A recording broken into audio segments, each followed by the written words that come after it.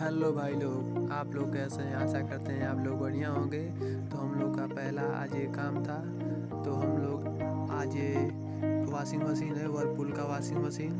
तो हम लोग ये 9 केजी का वॉशिंग मशीन है, जो हैवी वेट का है, 9 केजी का है। हम लोग इसको लगाकर चेक किए हैं। जो इसका डिस्प्ले था ख़राब था, हम लोग इसको